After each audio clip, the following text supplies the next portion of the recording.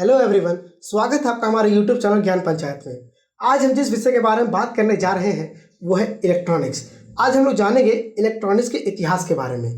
यूँ तो इस 21वीं सदी में हम हर दिन कई रूपों में इलेक्ट्रॉनिक सर्किट और उपकरणों के साथ काम कर रहे हैं, क्योंकि गैजेट, घरेलू उपकरण, कंप्यूटर, परिवहन प्रणाली, सेल फोन, कैमरा, टीवी आदि सभी में इलेक्ट्रॉनिक घटक और उपकरण हैं।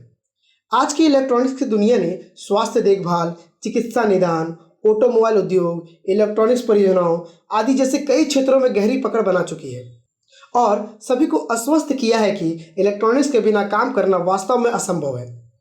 इसलिए अतीत को जानने और इलेक्ट्रॉनिक्स के संक्षिप्त इतिहास के बारे में जानने के लिए हमारे दिमाग को पुनर्जीवित करने और उन व्यक्तियों से प्रेरित होने के लिए आवश्यक है जिन्होंने खुद को ऐसी अद्भुत खोजों और आविष्कारों में शामिल करके अपने जीवन का बलिदान दिया जो उनके लिए सब कुछ था और जिसका लाभ हम अभी तक उठा रहे हैं।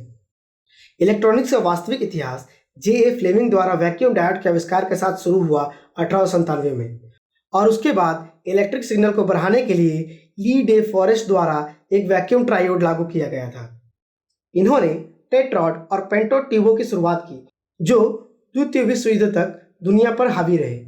इसके बाद ट्रांजिस्टर युग 1948 में जंक्शन ट्रांजिस्टर के आविष्कार के साथ शुरू हुआ। भले ही इस विशेष आविष्कार को नोबेल पुरस्कार मिला, फिर भी इसे बाद में एक बल्कि वैक्यूम ट्यूब से बदल दिया गया जो उसके संचालन के लिए उच्च शक्ति की खपत करेगा। जर्मेनियम और सिलिकॉन सेमीकंडक्टर के उपयोग ने इन ट्रांजिस्टर को विभिन्न इलेक्ट्रॉनिक सर्किटों में इस्तेमाल करने से लोकप्रियता मिली और व्यापक स्वीकृति के साथ इसका उपयोग किया गया। बाद के वर्षों में इंटीग्रेटेड सर्किट का आविष्कार देखा गया जिसने इलेक्ट्रॉनिक सर्किट की प्रकृति को काफ़ी हद तक बदल दिया, क्योंकि संपूर्ण इलेक्ट्रॉनिक सर्किट एक ही चिप पर एकीकृत हो गई, जिसके परिणाम स्वरूप कम लागत, आकार और वजन वाले इलेक्ट्रॉनिक उपकरण प्राप्त हुए।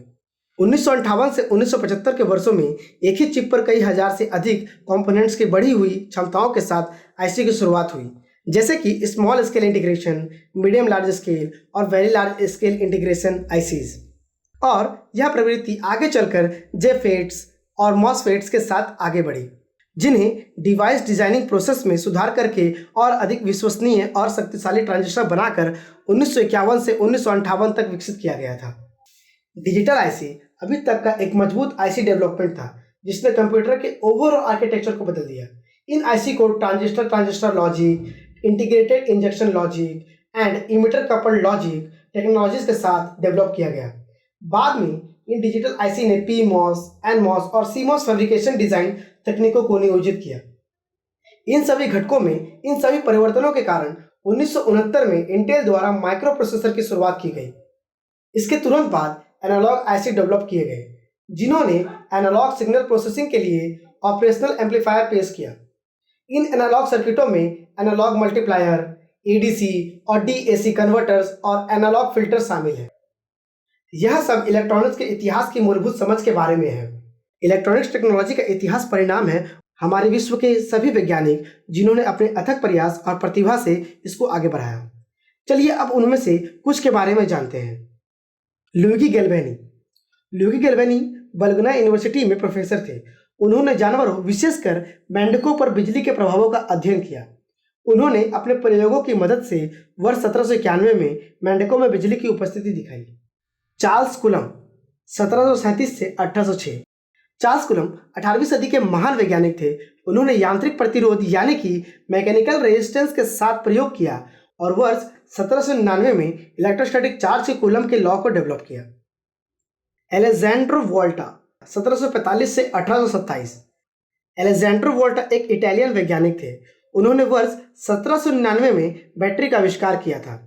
उन्होंने सबसे पहले एक बैटरी विकसित की थी जो रासायनिक प्रतिक्रिया के परिणाम स्वरूप बिजली का उत्पादन कर सकती थी। हेंस क्रिस्टियन ऑस्टेड 1777 से 1852। हेंस क्रिस्टियन ऑस्टेड ने दिखाया कि जब भी किसी कंडक्टर से करंट फ्लो होती है तो उसके साथ एक मैग्नेटिक फील्ड जुड़ा होता है। उन्होंने इलेक्ट्रोमैग्नेटिज्म का अध्ययन शुरू किया और वर्ष 1820 में एल्यूमिनियम की खोज की। जॉर्ज सीमन ओम 1779 से 1854। जॉर्ज सीमन ओम एक जर्मन फिजिसिस्ट थे। उन्होंने इलेक्ट्रिक सर्किट के साथ प्रयोग किया। उन्होंने पाया कि कुछ कंडक्टर्स दूसरों की तुलना में काम करते हैं। उन्होंने वर्ष 1827 में ओम के नियम की खोज की जो करंट, वोल्टेज और रेजिस्टेंस के बीच का रिलेशन है। रेजिस्टेंस की इकाई का नाम उनके नाम पर रखा गया। माइकल फैराडे 1791 से 1867। माइकल फैराडे एक ब्रिटिश वैज्ञानिक और साथ ही करंट और मैग्नेटिज्म में अग्रणी प्रयोगकर्ता थे। उन्होंने वर्ष 1831 में विद्युत चुंबकीय प्रेरण का प्रदर्शन किया। यह जनरेटर के काम करने का मूल सिद्धांत है। और भी कई महान वैज्ञानिकों ने इलेक्ट्रॉनिक्स को बढ़ाने में अपना योगदान दिया। इलेक्ट्रॉनिक्स का इतिहास एक बहुत बड़ा क्षेत्र है और एक सीमित दायरे में इसके इतिहास की पूरी जानकारी नहीं दी जा सकती। हम आशा करते हैं कि आपको इस वीडियो के माध्यम से इलेक्ट्रॉनिक्स के इतिहास की संक्षिप्त जानकारी मिली होगी। अगर आपको यह वीडियो पसंद आया तो इस वीडियो को लाइक करें, चैनल को सब्सक्राइब करें और सबसे इम्पोर्टेंट, इस वीडियो को शेयर जरूर करें।